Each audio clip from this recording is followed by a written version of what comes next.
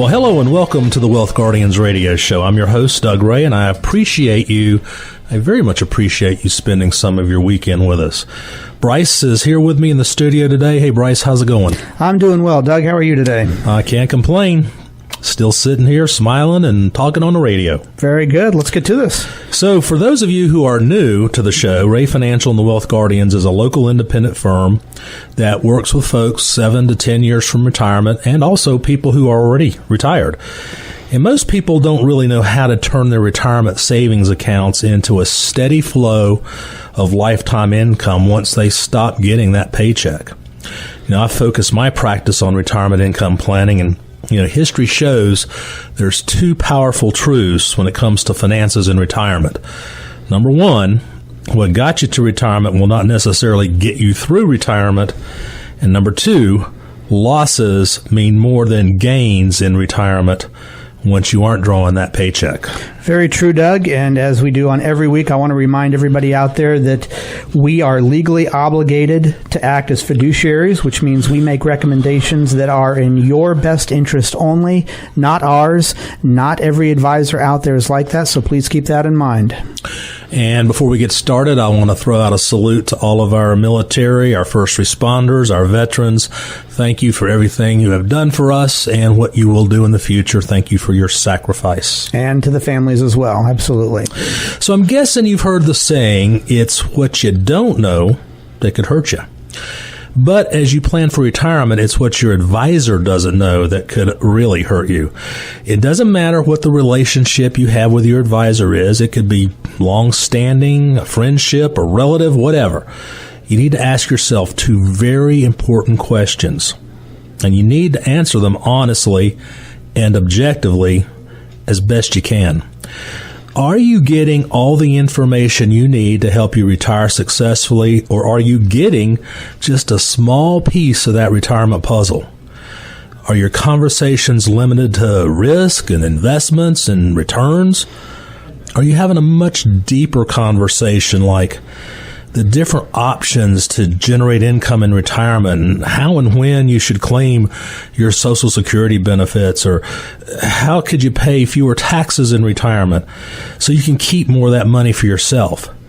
And how and when to withdraw money from an IRA or your 401k in order to avoid thousands in taxes and penalties and fees, and how to stay one step ahead of inflation. And also, has your advisor even talked to you about the Secure Act? You say, what? The Secure Act? Yeah. This is about the only thing Congress has done in the last couple of years, and it passed with a humongous bipartisan vote, and it has major implications for retirees. Two of them I'll give you right now. Moving required minimum distribution age from 70.5 to 72, and doing away with the stretch IRA.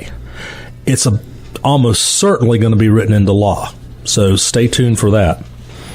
And are you having the conversation, the discussion with your advisor right now? Because if you're not, you're the one who's going to pay the price, not them, and it could cost you in retirement. So on today's show, we'll reveal the conversations you should be having with your financial advisor and how a comprehensive financial game plan could help make your money go much, much further in retirement. Doug, I am really looking forward to today's show. Studies show that a comprehensive financial plan can benefit people at every income level, but not a lot of Americans know this. I recently read that only 31% of financial decision makers and families have actually created a comprehensive financial plan, either on their own or with professional help. And this is according to a household financial planning survey, which was conducted by the Certified Financial Planner Board of Standards. The same survey showed that comprehensive financial plans benefited even people at lower income levels. Now, Tom Pemberton, a certified financial planner and owner of a Charlotte-based DBA, Pemberton Financial Planning, said, the way you get into the higher income bracket is to have a financial plan. And Doug, I found this list of a few reasons you could benefit from a comprehensive financial plan. Let's go over a few of these. 1, it'll help you define a financial goal. 2, it'll help you see whether your goals are realistic or not. 3, it will show what money mistakes you're currently making. 4, it'll help you find new ways to maximize your money. 5, it'll help you identify risks you hadn't even thought of. 6, it'll help build wealth and will help you live more comfortably. Now, this whole list, Doug, this reminds me of what my stepfather once imparted on me. Doug, what do you call a goal without a timeline? I have no idea, Bryce. What do you call it? A goal without a timeline is a dream. Good one. Yeah. Very good. So I've tried to remember that. So, yeah, those are all great benefits to having a comprehensive financial plan. So, once you're on board with the value of comprehensive financial planning, the challenge then becomes finding the right advisor. In the world of financial professionals, there's a lot of bad eggs out there, and getting stuck with a dishonest advisor could mean losing much of your hard-earned money to fees and exposing yourself to more risks than you're comfortable taking on. And thankfully, there's plenty of financial advisors out there who know what it means to operate with integrity. So, another thing to think about is this. Is your financial advisor really a retirement planning specialist? Or is he like Ken Fisher, and all they do is move pieces of money around, much like you would a checker on a checkerboard? You really need somebody who is trained and comprehensive in retirement planning. So, Bryce, let's go through some of the positive signs to look for. I think the first one has to be, Doug, that your advisor talks openly about risk. I'd agree. Most investments come with some sort of degree of risk, and it's almost always the case that the higher the risk, the higher the reward. The higher the potential reward, at least, yeah. Any advisor who tries to downplay the risk associated with investing is effectively doing wrong by his clients. A good advisor is not only going to talk about risk, but they're going to run the numbers showing you what you stand to gain and lose in different market scenarios. Very true, Doug. Next might be you understand what fees you're actually paying currently. Yeah, we find a lot of folks don't have a real handle on how their advisor gets paid and the ongoing fees involved with those recommendations. Financial advisors, we got to make money. I mean, we all have families and we have to feed them too, right? Yeah. So generally they make money in several ways. Some earn commissions based on some of the investments that they sell. Others earn a fee that's calculated as a percentage of assets under management. There's also the hybrid advisors who earn both. But in reality, it almost doesn't matter what your advisor's compensation structure is as long as he or she is completely open and honest about it. And, that's being upfront and showing you right from the very get-go what the fees are and how they get paid. If you're well aware of how much you're paying that advisor, it means you're dealing with someone who believes in transparency. And if you're comfortable with a pay structure and feel the value that they offer is worth the cost, then so be it. One of the things that we do in our 4-meeting process when we're meeting with our clients and creating a financial plan for them is taking a look and uncovering all the fees that they're currently paying. We have the software that can do that. It's not easy to uncover, but we're able to do it.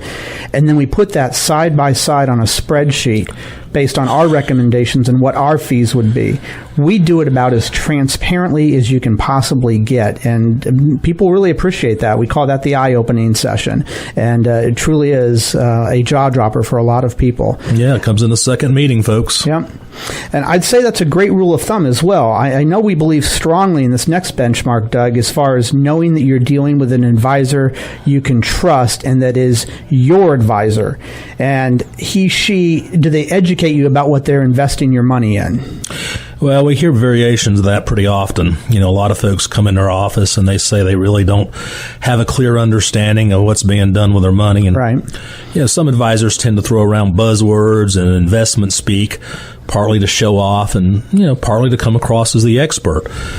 And they may very well be an expert, but that doesn't make them trustworthy. A good advisor won't just try to sell you a certain product. He's going to explain your options in detail and encourage you to learn more about, which ones you're going to be investing in. Absolutely. Okay, the next one is important as well. Your advisor asks to meet regularly to review your portfolio.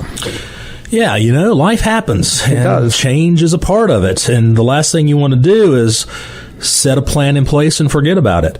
Some advisors have a tendency to meet with their clients only when they have a new investment to push or are looking to talk their clients into investing more money.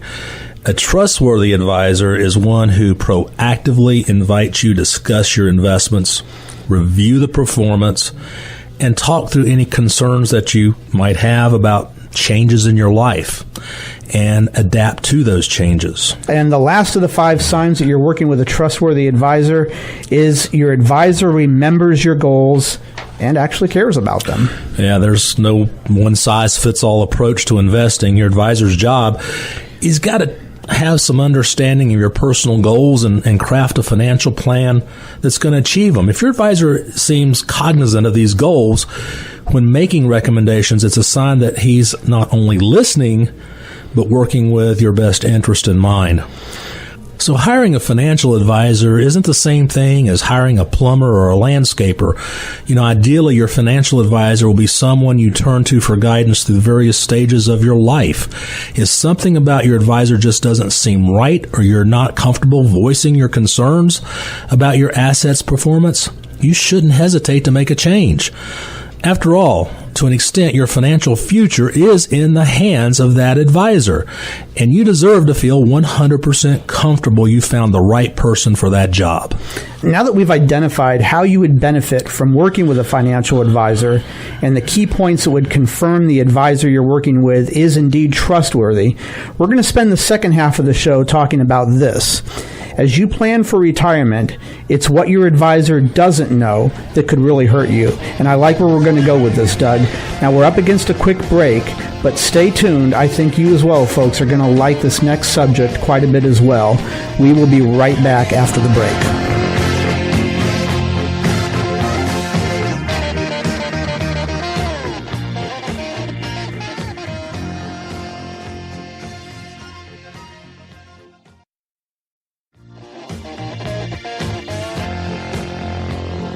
And welcome back to the Wealth Guardians radio show. I'm Bryce Payne here with Doug Ray.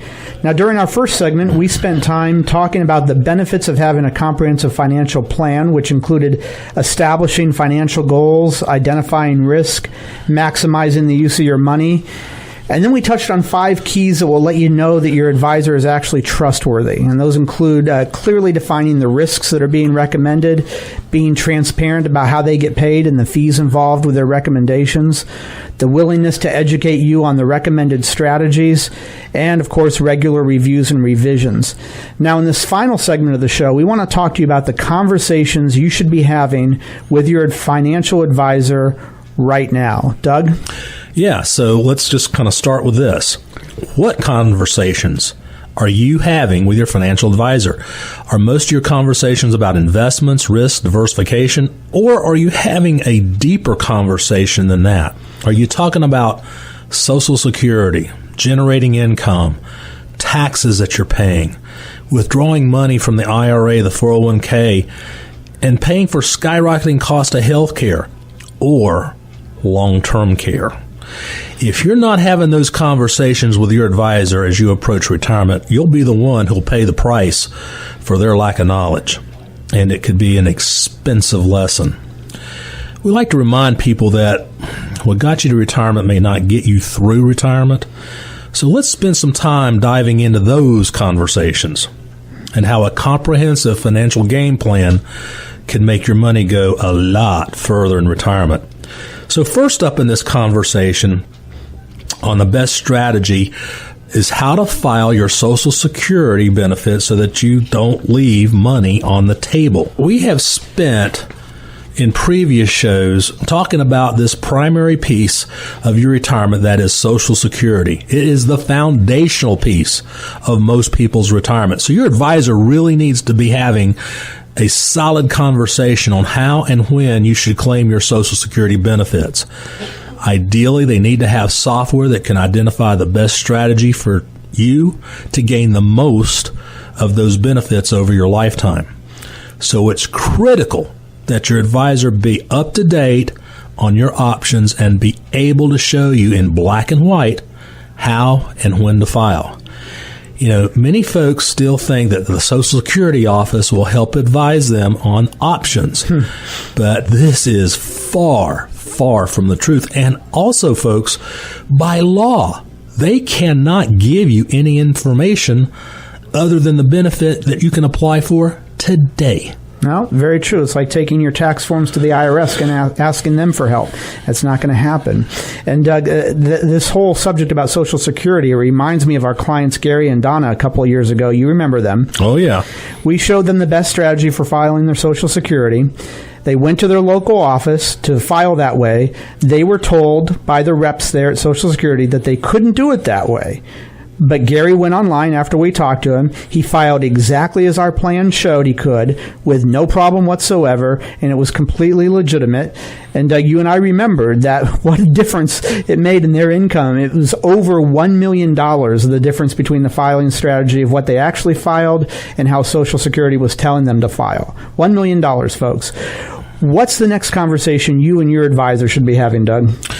Well, obviously, I think there needs to be a discussion around strategies on different options to generate income in retirement to cover your needs. There's housing, there's food, clothing, transportation, emergency reserves.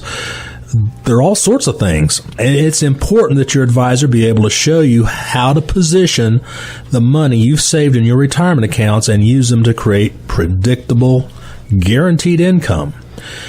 Guaranteed income, it's protected from market declines. It's going to be there for the rest of your life. And you don't have to worry that if something significant changes in the markets, you won't have funds to cover the basics. That is a strategy to eliminate stress.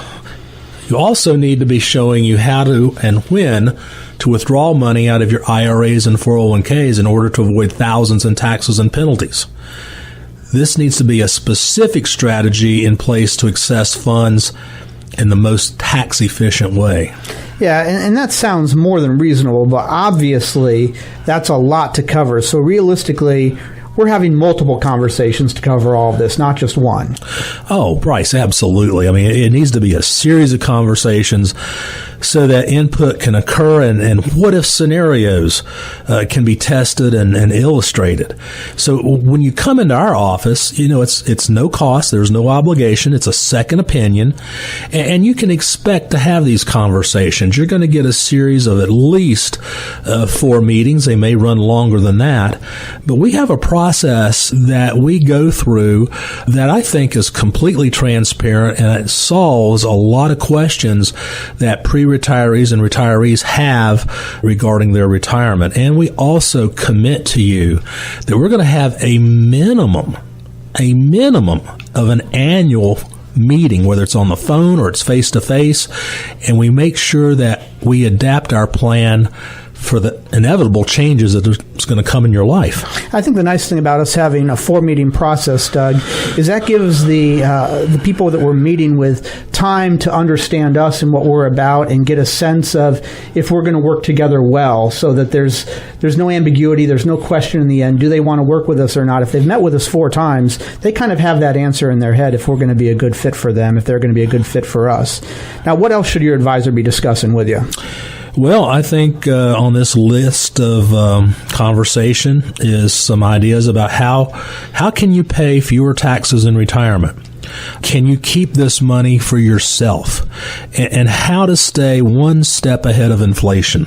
Well, those 2 topics right there, the fewer taxes and the staying ahead of inflation, I found, you've been in this field, Doug, for 30 years. I've been in it for 10. I found that most people, when they do their self-planning, they create their own financial retirement plans, the 2 subjects that they often fail to consider is properly planning for taxes and properly calculating for inflation. If they don't do that, then the plan is obviously destined to fail. Doug, what about other conversations your advisor should be having with you if you're 5 to 7 years on either side of retirement? I mean, like, say, not putting 50% of your retirement assets in silver mine trusts?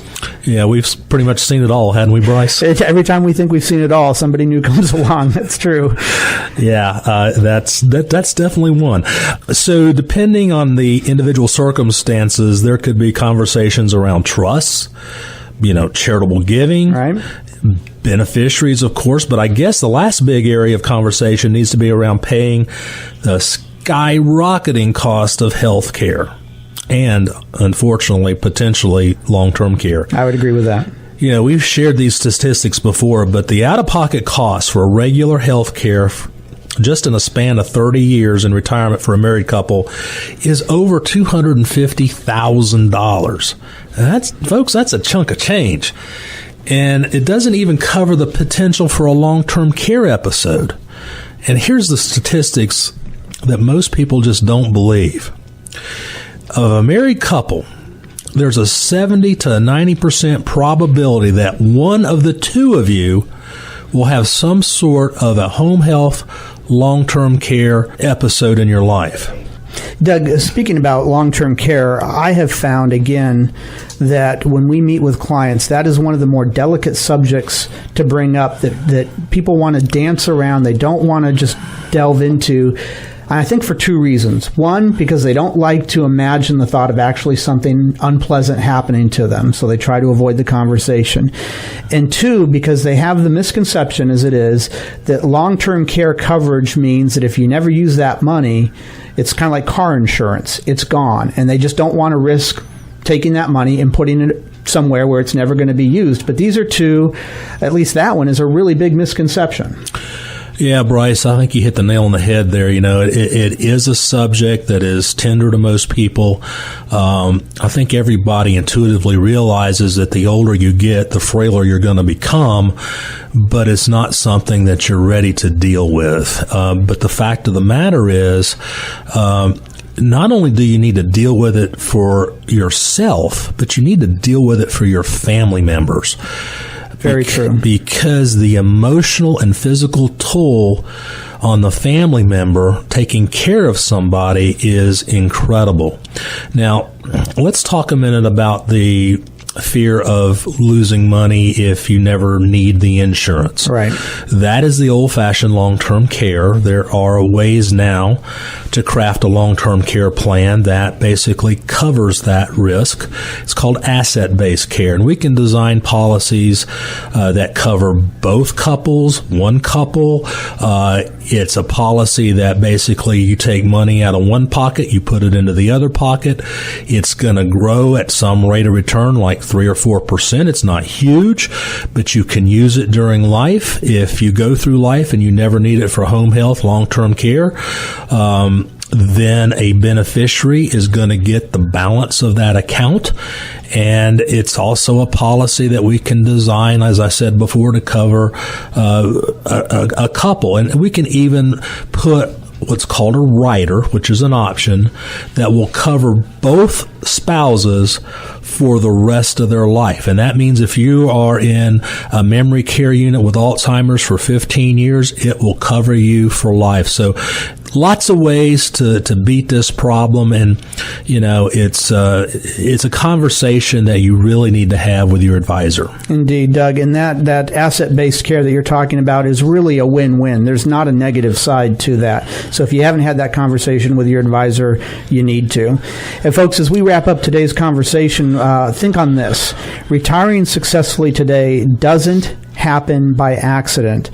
It's more than just saving and investing for retirement. It happens with a plan. The question you have to ask yourself is this: am I getting the whole story, or am I just getting a small piece of the retirement puzzle? Because if you're not getting the whole story, you're the one who's going to pay for it, not somebody else. And it could wind up costing you tens of thousands of dollars, if not hundreds of thousands of dollars.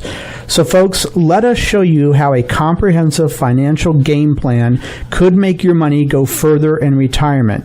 You can schedule with us a no-cost, no-obligation second opinion of your current situation.